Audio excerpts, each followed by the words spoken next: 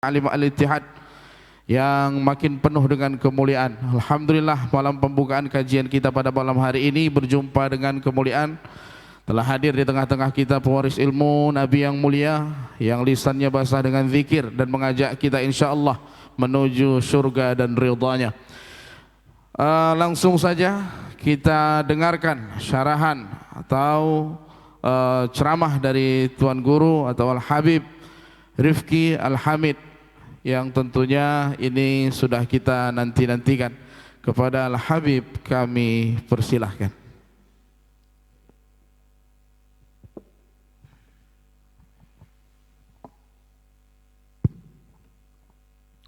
Bismillahirrahmanirrahim. Assalamualaikum warahmatullahi ta'ala wabarakatuh. Alhamdulillah. Alhamdulillah الذي برحمته تغفر الذنوب وبذكره تطمئن القلوب. اللهم فصل وسلم على سيدنا ومولانا محمد صلاة تغفر بها الذنوب وتصلح بها القلوب وتنتلق بها العصوب وتلين بها الشعوب وعلى آله وصحبه ومن إليه منسوب. Amma ba'd. Yang sama-sama kita muliakan para guru-guru kita, para ustadz, para sesepuh yang hadir, terkhusus tadi beliau Ustadz Imamul Awtan yang menyampaikan kajian rutin di malam hari yang luar biasa ini. Segenap pengurus masjid dari Masjid Nur Khadijah, insyaallah masjid yang alhamdulillah kalau saya lihat sepanjang hari ini saya di Medan ini masjid yang masih terbuka, yang masih buka, yang masih ada kegiatannya. Salah satunya yang mungkin di masjid ini saja, yang lain sudah tutup mungkin, ya. Karena sudah selesai daripada salat Isya, berarti mungkin selesai daripada masjid tersebut. Tetapi salah satu yang luar biasa yang kita berada di masjid ini sekarang, gitu ya.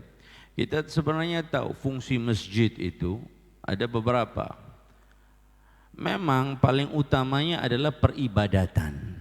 Fungsi masjid yang pertama adalah peribadatan. Salat, segala macam peribadatan, dan itu berjalan terus menerus. Fungsi yang kedua adalah tarbiyah atau pendidikan, seperti yang ada sekarang ini, yang kita berada di dalamnya. Nah, rata-rata masjid yang fungsinya ada tarbiyah adalah masjid yang mungkin memiliki yayasan, ada sekolahnya, tetapi kalau majelis, ya itu juga sulit dicari. Makanya saya cukup mengapresiasi Masjid Nur Siti Khadijah ini, yang alhamdulillah ini biasanya malam yang panjang di dalam Islam itu malam Jumat, tapi ini enggak, ini malam Minggu, malam Ahad yang dipakai. Dan alhamdulillah yang hadir juga teman-teman, sahabat-sahabat, anak-anak muda yang insyaallah dengan hadir di masjid ini menjauhkan kita daripada hal-hal yang dimurkai Allah Subhanahu wa ta'ala. Amin ya rabbal alamin. Fungsi ketiga dari masjid juga adalah fungsi sosial, ya. Fungsi sosial yang mana masjid menjadi tempat peradaban, masjid menjadi tempat bukan hanya kita duduk, kita ibadah, tapi lebih daripada itu banyak hal-hal sosial kemasyarakatan yang kita berbagi, yang kita bisa berbuat di masjid ini yang bisa dirasakan dari lingkungan sekitar. Itu fungsi yang ketiga. Dan fungsi yang keempat yang memang jarang juga, yaitu fungsi ekonomi, ya. Kita lihat beberapa masjid, itu ada satu mungkin masjid percontohan yang ada di Jogja, Masjid Jogokarian, yang luar biasa di dalam pengelolaan ekonomi, sehingga ekonomi itu menjadi ekonomi umat yang berperan penting di dalam menghidupkan orang-orang yang berada di sekeliling masjid tersebut. Alhamdulillah. Makanya luar biasa, ini ada majelis yang di malam Ahad, di malam semacam ini kita berada di dalamnya, Masjid Al-Ittihad, ya, Ittihad al-Ummah, yang insyaallah menyatukan umat, menyatukan kita semua yang ada di sini. Amin ya rabbal alamin. Hadirin wal hadirat rahimakumullah. Ini kami ini mungkin menggantikan Al-Habib Haikal yang mana beliau berangkat ke Malaysia karena bibi beliau, saudara daripada ibu beliau, meninggal dunia. Kita doakan juga semoga almarhumah diberikan tempat di sisi Allah Subhanahu wa taala, diangkat derajatnya, dijadikan ahli syurga, dan juga beserta orang tua-tua kita semua atau sesiapa yang pernah sujud, yang pernah melakukan kebaikan apapun di masjid ini, mudah-mudahan Allah Subhanahu wa taala anugerahkan kepada mereka syurga yang abadi. Amin ya rabbal alamin. Bapak Ibu sekalian al-hadirin wal hadirat yang dirahmati Allah Subhanahu wa taala. Kita berada di bulan Zulqa'dah, akhir menuju akhir daripada tahun ini, dan setelah ini ada Zulhijjah, bulan haji, dan kemudian Muharram, awal tahun baru Islam. Tetapi paling tidak ada beberapa hal yang mungkin sebagai bentuk syiar agama Allah Subhanahu wa taala, dan kita tahu bahwa kita diperintah oleh Allah Subhanahu wa taala, a'udzu billahi samil alim minasyaitonir rajim, walillahi 'alan nasi hajjul baiti man istata'a ilaihi sabila. Dan kepada manusia, kepada hamba Allah Subhanahu wa taala, kita diperintahkan untuk menunaikan ibadah haji ke tanah suci Makkah dan berziarah ke Madinatul Munawwarah kepada Nabi Muhammad sallallahu alaihi wa alihi wasallam, man istata'a ilaihi sabila, bagi sesiapa yang mampu. Maka di bulan syiar ini mungkin dari kita ada yang sebagian dipanggil oleh Allah Subhanahu wa taala untuk menunaikan ibadah haji tersebut. Kalau berbicara panggilan, itu manusia dipanggil oleh Allah Subhanahu wa taala dengan 3 panggilan. 2 panggilan ini bisa pulang, meskipun ada kemungkinan enggak pulang. Dan 1 panggilan ketika Allah panggil itu dijamin tidak akan pulang, tidak akan kembali kepada sanak keluarga. Apa itu? Yang pertama, ketika Allah Subhanahu wa taala memanggil kita dengan kalimat yang kita dengar 5 kali sehari, hayya 'alas shalah. Selalu kita dengar hayya 'alas shalah. Kita dipanggil oleh Allah Subhanahu wa taala melalui para muadzin yang berada di masjid. Hayya 'alas shalah. Datangi salat. Pergilah ke masjid. Kenapa? Hayya 'alal falah, karena di situ ada kemenangan. Karena di situ ada kemenangan Allah Subhanahu wa taala. Itu panggilan yang pertama yang Allah memanggil kita. Memang panggilan ini bisa berlalu dan kita selesai dipanggil, kita bisa kembali. Tetapi ada orang-orang pilihan yang bisa saja berakhir di panggilan tersebut, dan itu terpilih. Tidak sembarangan. Orang-orang yang meninggal di dalam keadaan salat, meninggal di masjid. Kira-kira kalau ada orang yang berakhir dengan kematian seperti ini, apa yang ada di benak kita? Masya Allah, tabarakallah, subhanallah. Meninggal di tempat yang baik, dengan cara yang baik, dalam keadaan beribadah kepada yang maha baik. Apa yang husnudzan ahlil jannah.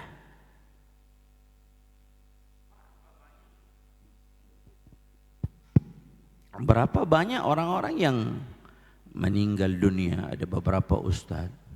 Belum lama ada yang kita dengar itu di Makassar, Ustaz Yahya Waluni, Allah yarhamu, meninggal dalam keadaan khutbah, habis khutbah belum selesai meninggal dunia. Itu orang-orang pilihan Allah Subhanahu wa taala.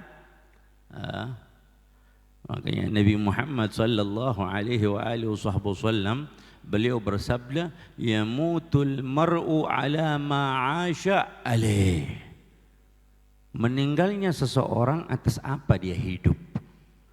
Kalau dia hidup di dalam menegakkan perintah Allah, menjawab panggilan Allah, yang mana ketika kita dipanggil dengan kalimat hayya 'alas salah, hayya 'alal falah, kita jawab dengan panggilan apa? Kita jawab dengan la haula wala quwwata illa billah. Bahwa kita tidak datang ke tempat ini, kita tidak sampai ke sini kecuali ini taufik daripada Allah Subhanahu wa taala. Kita enggak punya apa-apa. Allah yang menginginkan kebaikan kepada kita di tempat ini. Wa ma taufiqi illa billah. Dan tidak seseorang diberikan taufik kecuali datang daripada Allah Subhanahu wa taala. Itu panggilan yang pertama. Panggilan yang kedua yang tadi kami sampaikan ayatnya, walillahi 'alan nasi hajjul baiti man istata'a ilaihi sabila. Dalam ayat lain, wa atimmul hajja wal umrata lillah. Kita jawab dengan apa jawaban itu? Kita jawab panggilan itu dengan labbaik Allahumma labbaik, labbaik la syarika laka labbaik, innal hamda wal ni'mata laka wal mulk la syarika lak. Itu panggilan yang kedua yang ketika kita dipanggil oleh Allah Subhanahu wa taala dengan panggilan kedua, kita jawab labbaik wa sa'adik. Kita jawab, kita menuju Allah Subhanahu wa taala. Kita datang menunaikan panggilan itu. Meskipun memang orang yang berangkat bisa saja kembali, tetapi ada besar juga kemungkinan tidak akan kembali mereka itu. Begitu. Makanya di dalam Babul Hajj, di dalam Ihya, di dalam beberapa kitab Al-Imam Ghazali mengatakan, mengingat jauhnya perjalanan haji ini, maka anggap saja ini perjalanan menuju akhirat dan belum tentu engkau kembali kepada sanak keluargamu, kata Imam Ghazali alaihi rahmatullah. Sebab apa?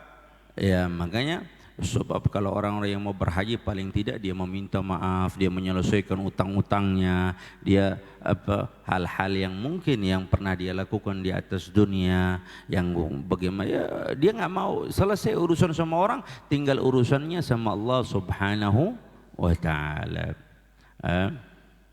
Makanya ketika kami menyimpulkan ada beberapa daripada fadilah atau manfaat atau bahkan daripada perkara yang Allah Subhanahu wa taala janjikan untuk orang-orang yang berhaji. Ya.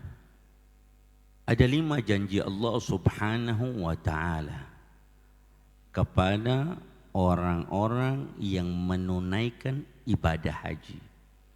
Kira-kira yang janji ini Allah, bukan manusia. Lalu bagaimana ketika Allah Subhanahu wa taala ketika berjanji, innallaha la yukhliful mi'ad. Allah tidak pernah menyalahi daripada janji-janji Allah Subhanahu wa taala. Yang pertama, Allah Subhanahu wa taala berjanji orang-orang yang berhaji itu Allah Subhanahu wa taala akan mengampunkan dosa-dosa mereka. Itu dosa-dosa mereka berguguran. Mereka diampuni oleh Allah Subhanahu wa taala. Itu janji pertama yang Allah berikan kepada orang-orang yang berhaji. Sebagaimana dalam riwayat Ibn Majah dijelaskan di sini bahwa orang-orang yang haji, al-hajj wal mu'tamirun wafdullah.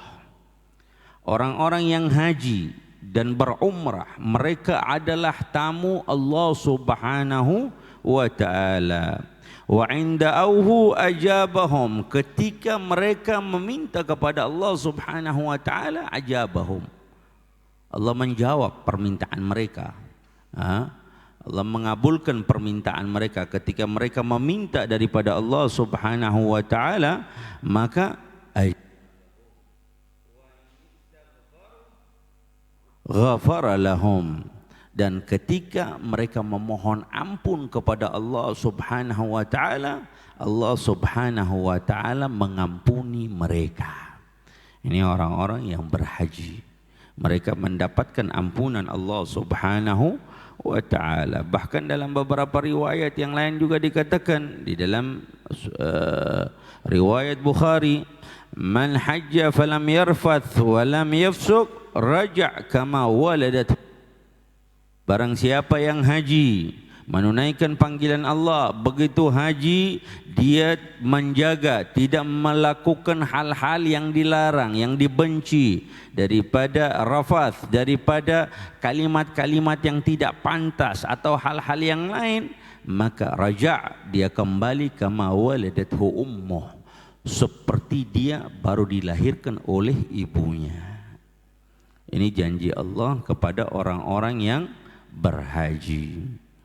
Yang kedua, janji Allah Subhanahu wa taala untuk orang-orang yang berhaji adalah mengikis kemiskinan. Ya. Apa yang dia keluarkan tidak akan berkurang, tetapi bertambah di sisi Allah Subhanahu wa taala. Sebagaimana di dalam penggalan hadis Nabi Muhammad sallallahu alaihi wasallam, Nabi Muhammad mengatakan, tabi'u bainal haji wal umrah, ikuti antara haji dan umrah, fa innahuma yanfiyan al-faghr wadh-dhunub, sesungguhnya ketahuilah orang-orang yang haji atau umrah yanfiyan akan mengikis. Mengikis apa? Al-faghr, yang dikatakan yang pertama adalah faghr. Miskin, atau kalau di dalam kalau disyariatkan, kalau orang miskin, misalkan penduduk Medan ini biaya hidupnya 1 juta sebulan, misalkan, ini permisalan. Kategori orang miskin, kategori miskin itu adalah orang yang memiliki penghasilan tetapi enggak sampai 1 juta, kisaran 500 sampai 900. Dia enggak cukup untuk bulanan yang sesuai menjadi rata-rata, maka itu dikategorikan miskin. Kalau kategori faghr itu lebih dari miskin. Apa maksudnya? Yaitu kalau penghasilannya penduduk Medan itu 1 juta, rata-rata biaya penghidupannya, maka orang faghr itu 500 ke bawah, setengah ke bawah. Makanya yang Allah pilih, yang Nabi pilih diksi, bukan miskin. Faghrnya pun dihilangkan ketika orang mengeluarkan sesuatu di jalan Allah, dikeluarkan harta itu, maka dia akan dikikis faghrnya, apalagi miskinnya. Begitu.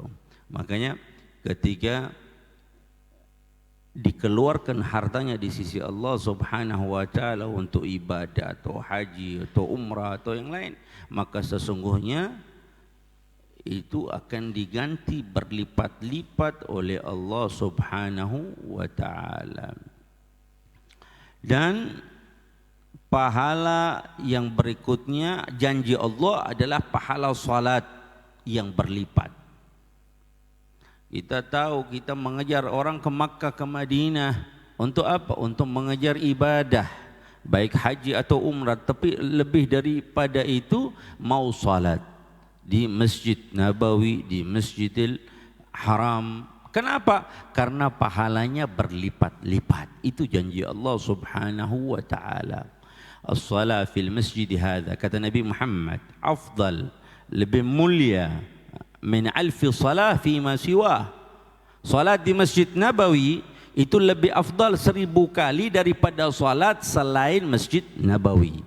Dan salat di Masjidil Haram itu pahalanya 100.000 kali lipat dibanding salat di masjid yang lain. Dan di Masjidil Aqsa diganjar dengan 500 pahala oleh Allah Subhanahu wa ta'ala. Itu janji Allah Subhanahu wa ta'ala.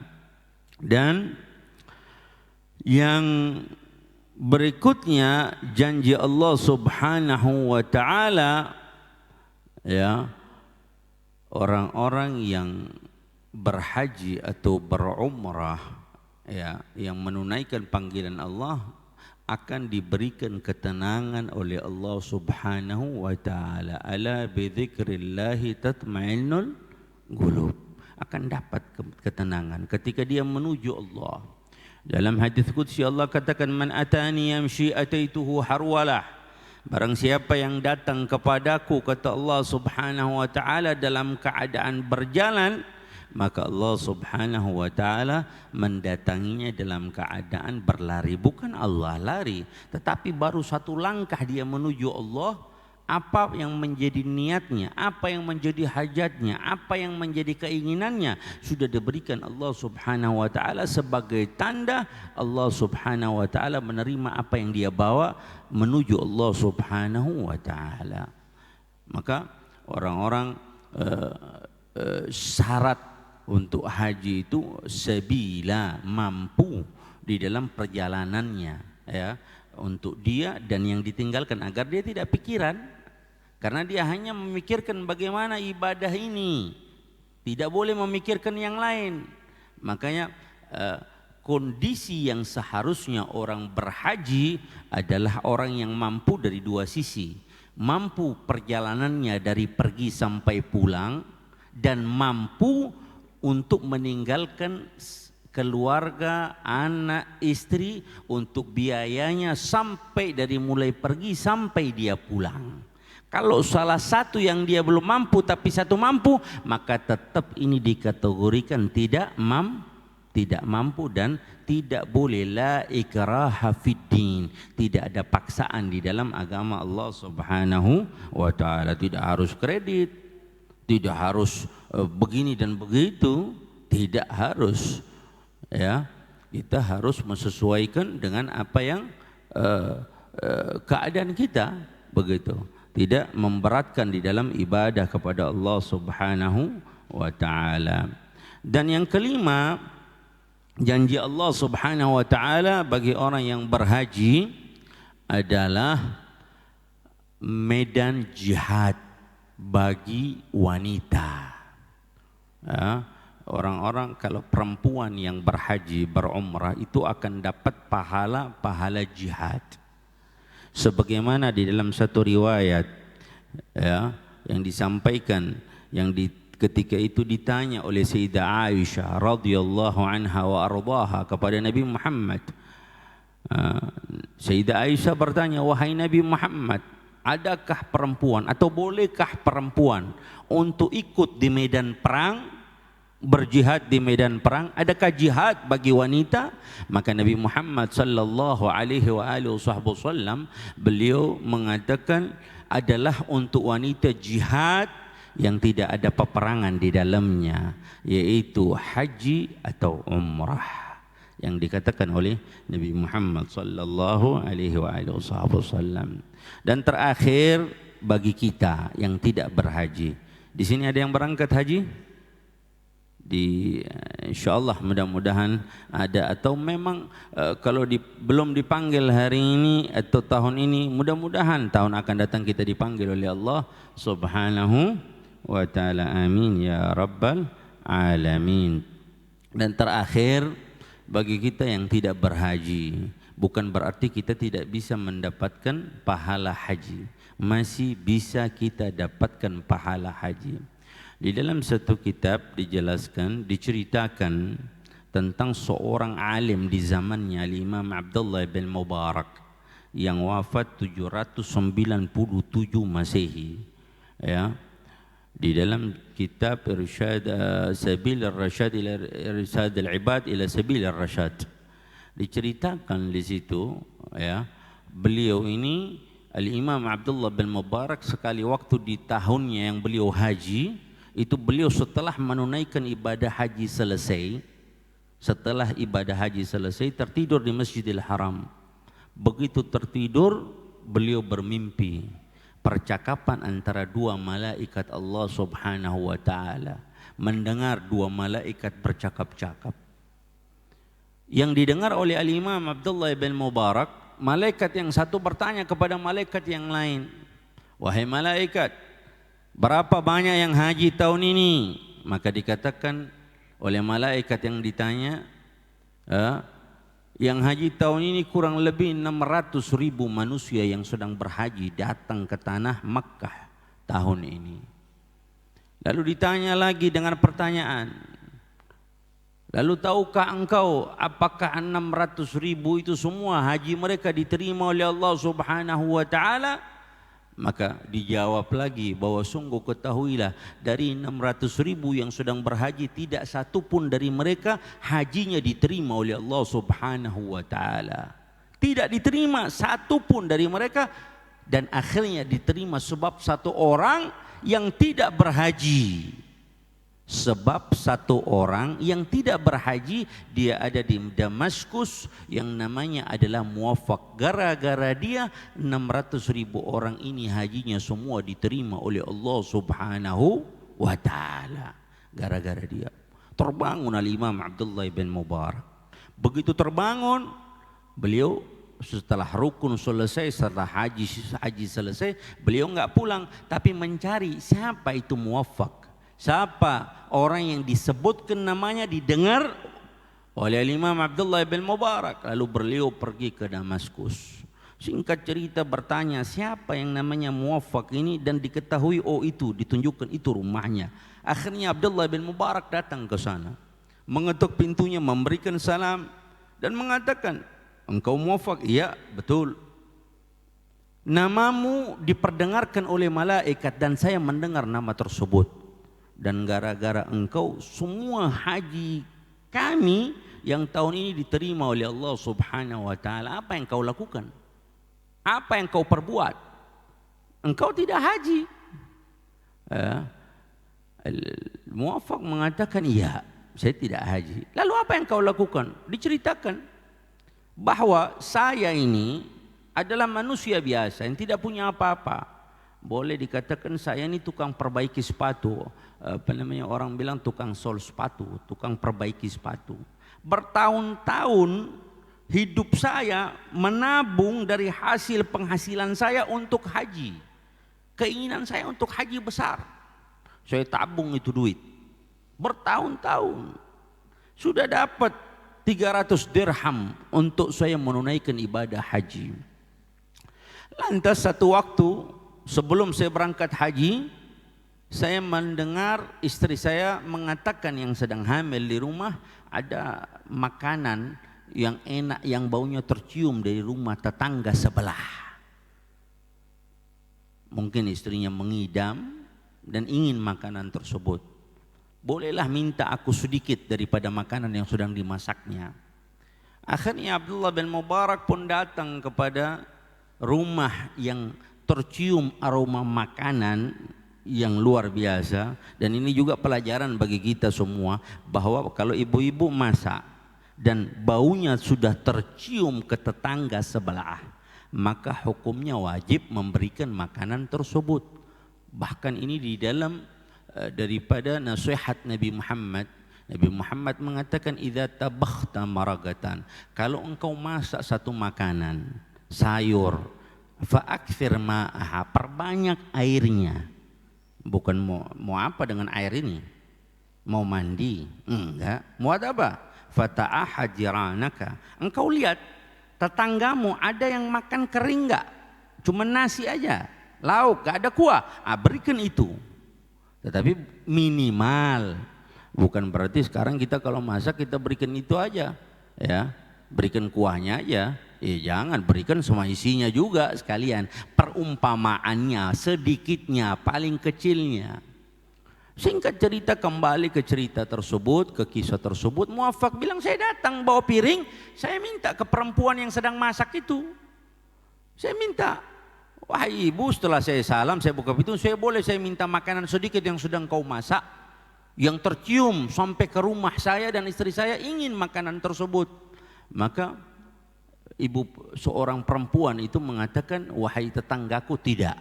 Makanan ini halal untukku, haram untukmu. Ajib. Makanan ini halal untukku dan haram untukmu. Dia coba memahami kalimat itu apa maksudnya. Apa yang kau katakan? Bukankah semua ini halal? Lah, tidak. Makanan ini halal untukku dan haram untukmu. Apa maksudnya? Maka perempuan itu menjawab, wahai tetanggaku, ketahuilah, saya ini janda dengan 3 anak atau beberapa anak yang tidak ada makanan. Kami sudah beberapa hari tidak makan, lalu kami keluar. Saya keluar tadi, saya dapat bangkai keledai yang mati, lalu bangkainya saya ambil dagingnya, lalu saya masak. Bukankah haram memakan bangkai? Haram? Iya, haram. Haram untukmu kalau aku tidak, daripada aku mati kelaparan. Terdiam Muwaffaq di situ, tertunduk. Piringnya yang dia angkat seolah dia jatuhkan kembali itu yang dia ingin meminta makanan itu. Lalu dia kembali pulang. Dia sampaikan kepada istrinya dengan apa yang dia dengar tadi dari cerita tetangganya. Dia sampaikan, dia bilang, itu makanan diceritakan itu halal untuk dia, haram untuk kita. Dijelaskan begini. Sehingga dari sepasang suami istri saleh dan salehah ini, mereka bersepakat. Seolah-olah Muwaffaq bilang, bagaimana saya bisa haji sedangkan tetanggaku sedang makan bangkai di rumah sebelah? Bagaimana saya bisa haji sedangkan tetanggaku masih makan bangkai di rumah sebelah?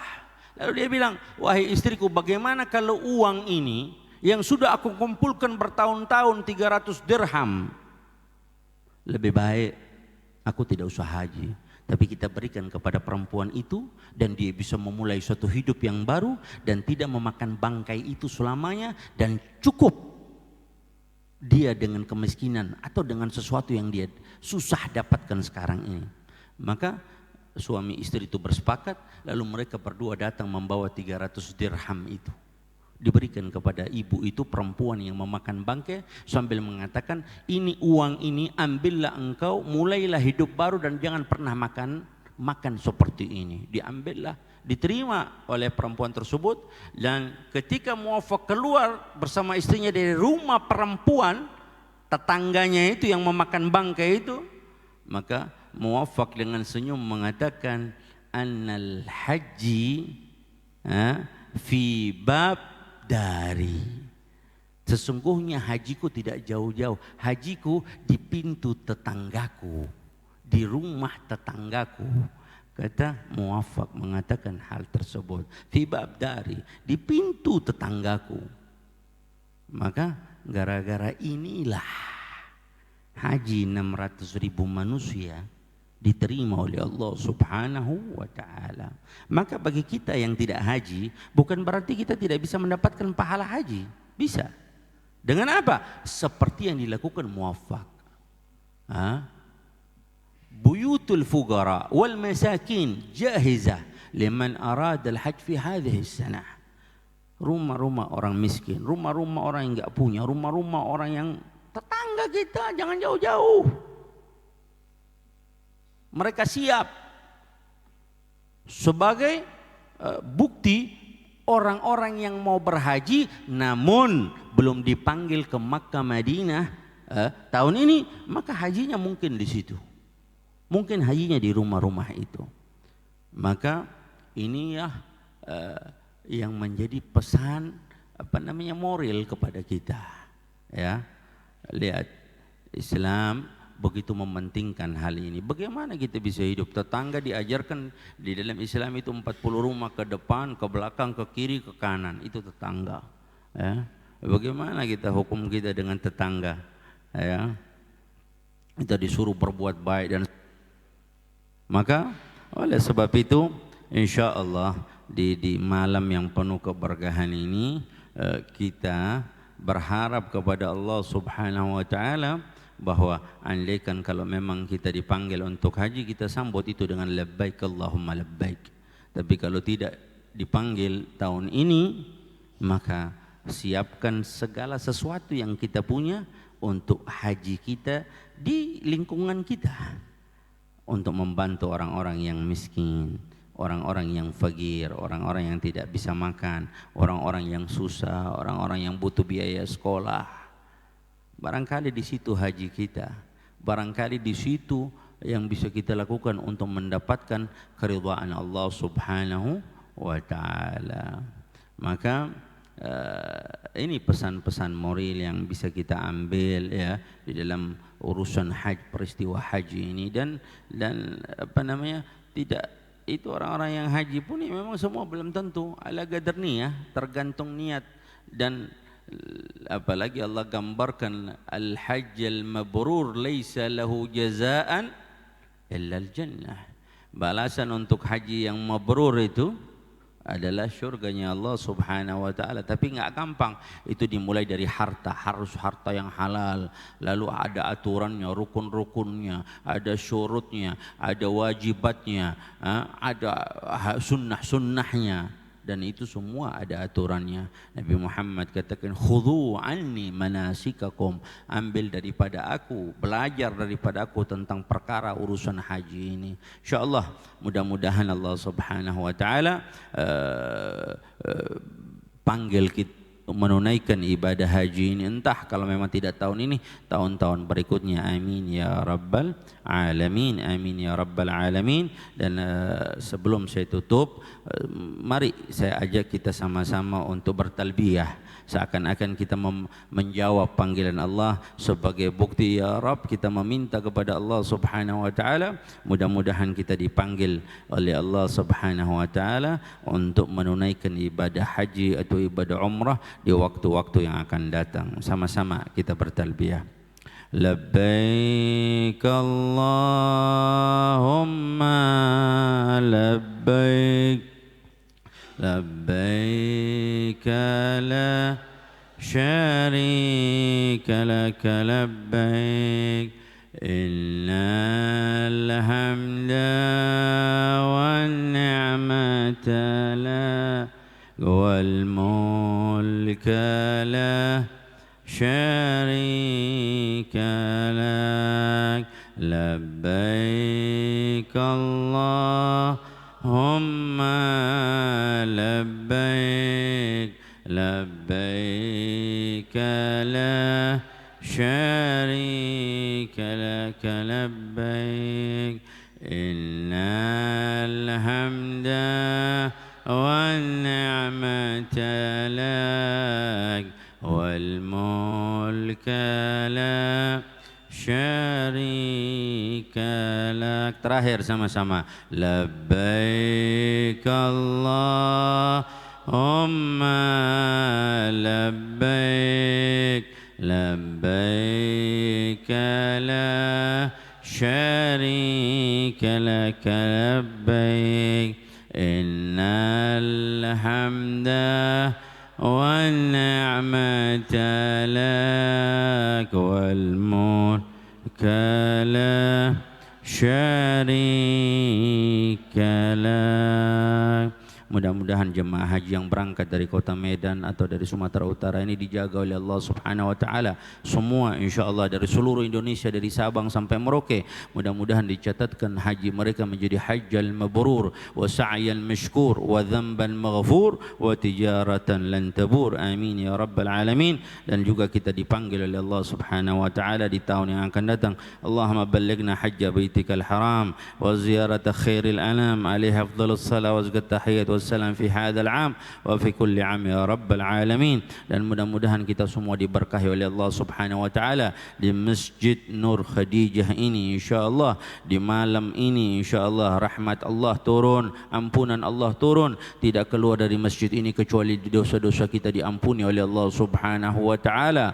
Kesusahan kita diberikan jalan keluar oleh Allah Subhanahu wa taala. Anak-anak kita yang belum saleh, yang belum salehah disolehahkan oleh Allah Subhanahu wa taala. Kita yang memiliki utang diberikan kekuatan agar bisa menyelesaikan hutang-hutang kita. Amin ya rabbal alamin. Yang sakit diberikan kesembuhan, dan orang-orang tua kita yang sudah meninggal dunia dengan sebab kita berada di masjid ini diampuni oleh Allah Subhanahu wa taala. Dijadikan kuburnya adalah raudhah min riyadil jannah ya rabbal alamin. Allahumma ighfir lahum warhamhum warda anhum. Allahumma ighfir man amara hadzal masjid wa man abada fihi wa man tasaddaq fihi anna Allah yaghfir lahum wa yarhamhum wa yu'azzimhum ya rabbal alamin. Azzimhum bil jannah, na'im al jannah, anhar al jannah, qusur al jannah ya rabbal alamin. Rabbana taqabbal minna innaka antas samiul alim wa tub alaina innaka antat tawwabur rahim. Rabbana atina fid dunya hasanah wa fil akhirati hasanah wa qina adzabannar. Sallallahu taala ala sayyidina Muhammadin wa alihi wa sahbihi wasallam walhamdulillahi rabbil alamin. Ini yang dapat saya sampaikan. Jazakallah khairal jaza. Saya hanya mengganti daripada Al-Habib Haikal. Fa jazakallah, terima kasih terkhusus untuk Masjid Nur Khadijah, dan insyaallah mudah-mudahan bisa terus langgang dengan ta'lim seolah-olah di kampung ini ada syurga, ada kebunan syurga yang setiap malam minggu orang-orang di kampung ini di kompleks ini memasuki kebunan syurga tersebut, dan sehingga daripada itu syurga yang sebenarnya didekatkan oleh Allah Subhanahu wa taala. Amin ya rabbal alamin. Hadza minni wal afu minkum. Wassalamualaikum warahmatullahi taala wabarakatuh.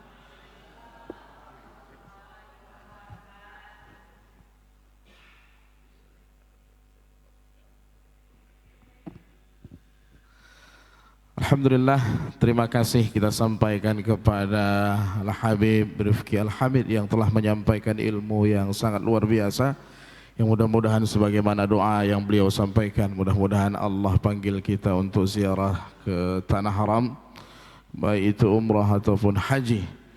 Bagi yang sudah berangkat, alhamdulillah insyaallah dipanggil lagi. Bagi yang belum, insyaallah Allah akan panggil secepatnya. Amin ya rabbal alamin. Baik, di sini kita akan mendengarkan jawaban dari penanya. Ada dua penanya untuk Habib yang sudah hadir bersama kita. Pertanyaan pertama, Assalamualaikum, izin Habib. Pertanyaan, jika kita melihat atau mengetahui sesuatu aib yang buruk daripada guru kita atau sahabat kita yang membuat hati kita berubah, bagaimanakah seharusnya sikap kita terhadap mereka? Apakah pantas bagi kita untuk memutuskan silaturahim dengan mereka?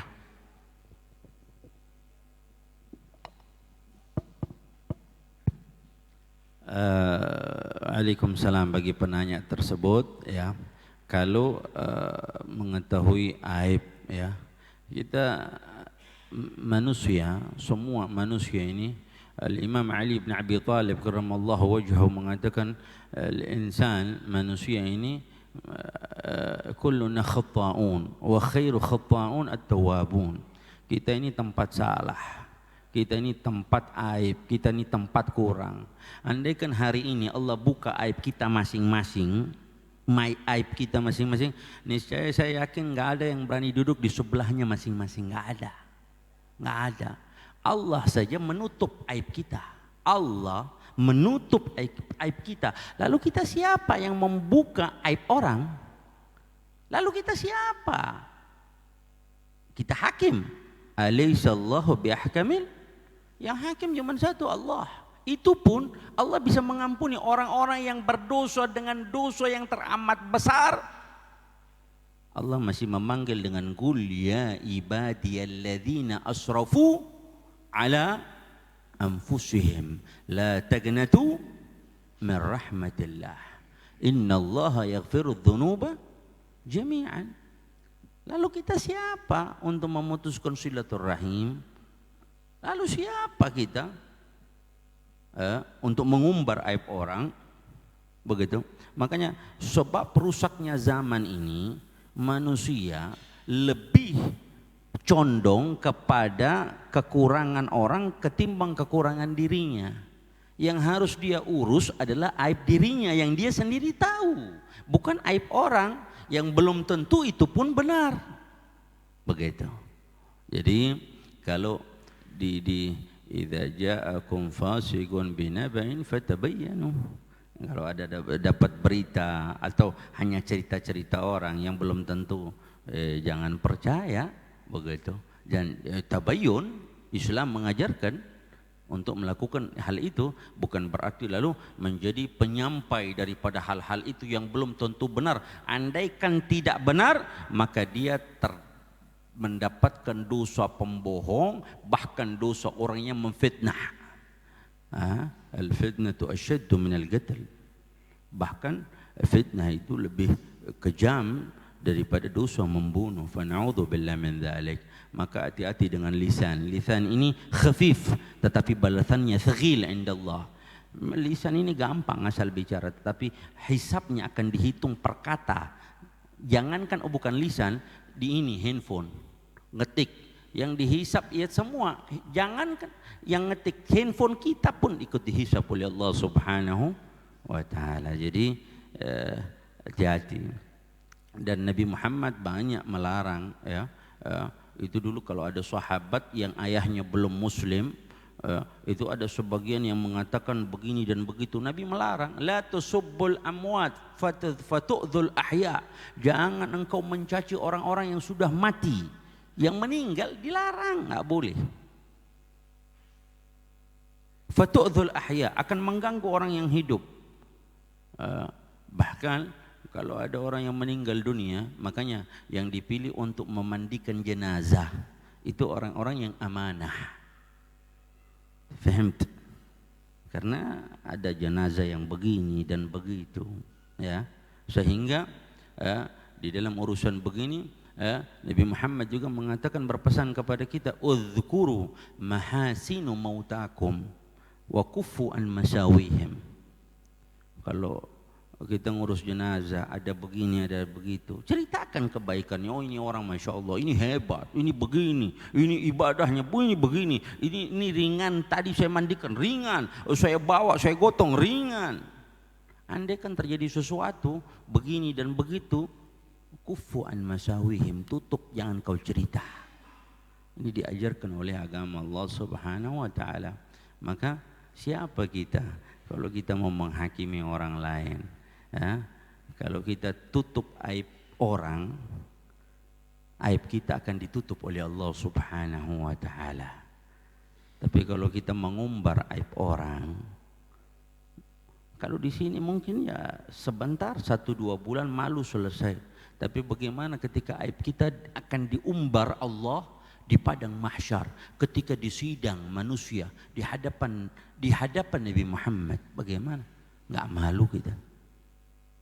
Hati-hati. Maka saya pikir tidak pantas untuk melakukan hal tersebut, ya, dan tidak diperbolehkan. Kalau memang itu aib, kita memilih sukut sayyidil akhlak. Diam itu adalah bahasa akhlak yang terbaik. Daripada kita takut bicara begini dan begitu, mending diam. Mending jaga silaturahim, masih dapat pahala silaturahim, masih dapat pahala begini dan begitu.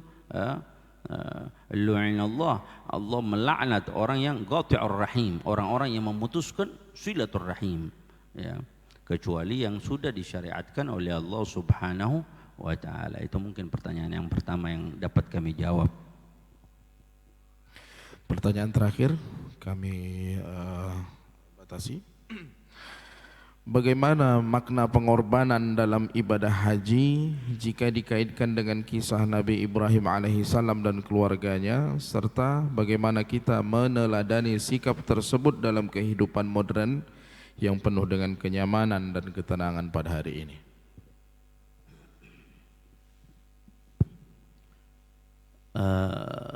Pengorbanan Nabi Ibrahim, keluarganya, ya, kita lihat ada syiar besar di dalam bulan haji ini, ya, bagi yang berhaji dia pun dapat apa? Idul Kurban, Idul Nahar, dan itu id yang besar.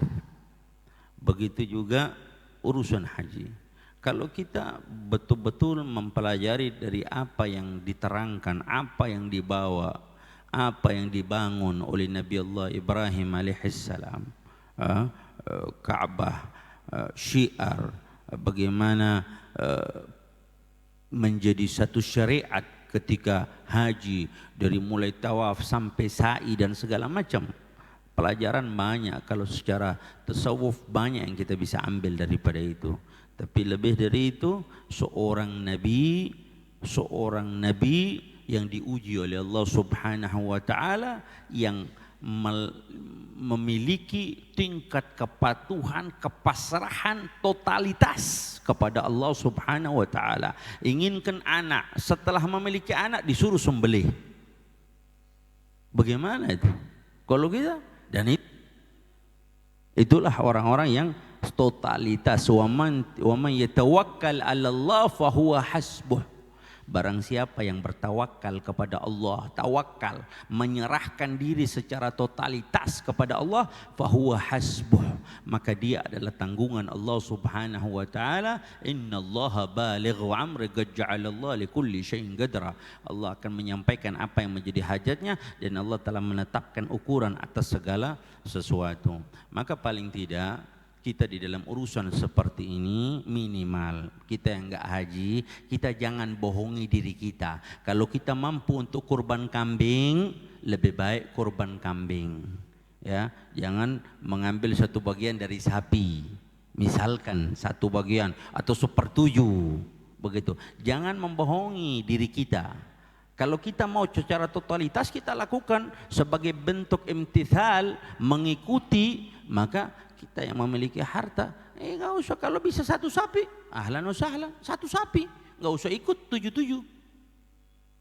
Kalau bisa lebih, begitu. Kalau nggak bisa, ya baru, ya. Kalau bisa kambing, ya minimal kambing, begitu. Kita jangan untuk urusan akhirat kita begitu kikir, kita begitu perhitungan kepada Allah Subhanahu wa taala.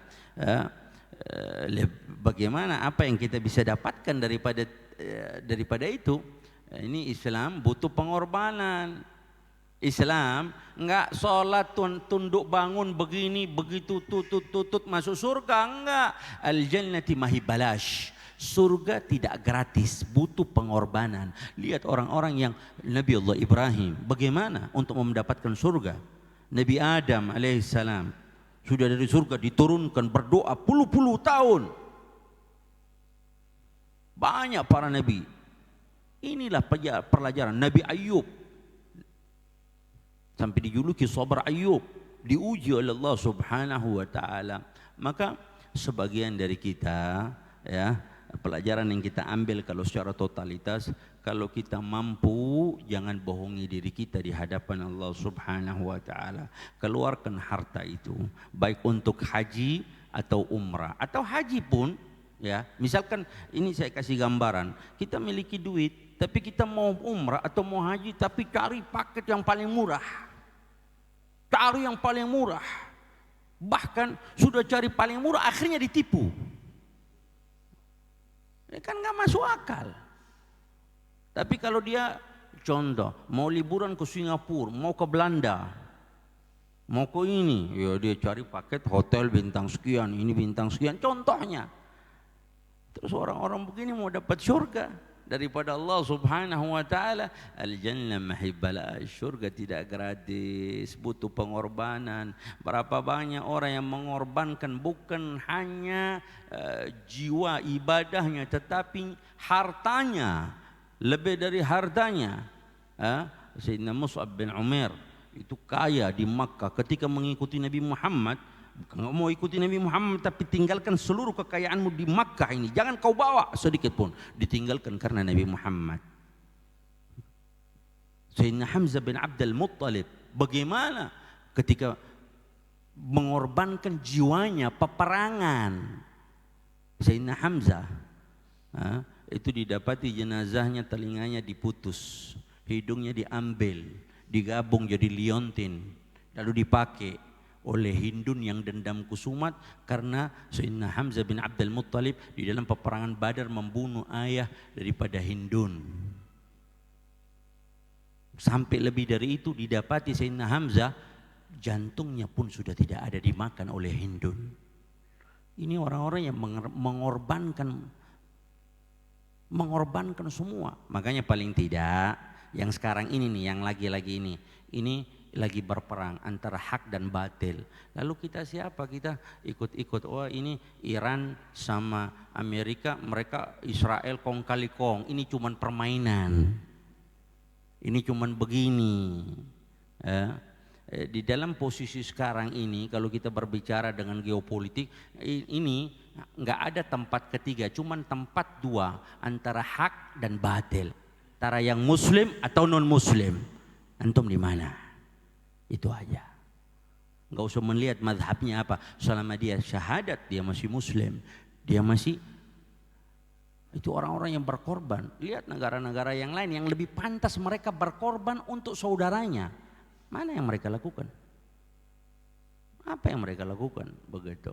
Maka pelajaran inti yang kita ambil ya dari kisah Nabi Allah Ibrahim, peristiwa haji, peristiwa Idul Kurban ini ya, simple saja. Jangan kikir dengan apa yang kita punya untuk Allah Subhanahu wa taala. Kalau kita bisa tahu ukuran diri kita, kalau saya nanti di Idul Kurban, saya bisa seekor sapi, bismillah seekor sapi yang kita keluarkan akan ditambah oleh Allah Subhanahu wa taala, diganti berlebih. Kalau memang kita nggak bisa, ya bisa ikut yang satu, tapi kita punya niat, kita mengikuti, kita bersyiar dengan agama Allah Subhanahu wa taala. Seakan-akan kita merasa kita juga seperti kita ini mengorbankan apa yang kita punya, ya. Mengorbankan apa yang kita punya untuk Allah Subhanahu wa taala. Jangan sampai kita enggak melakukan.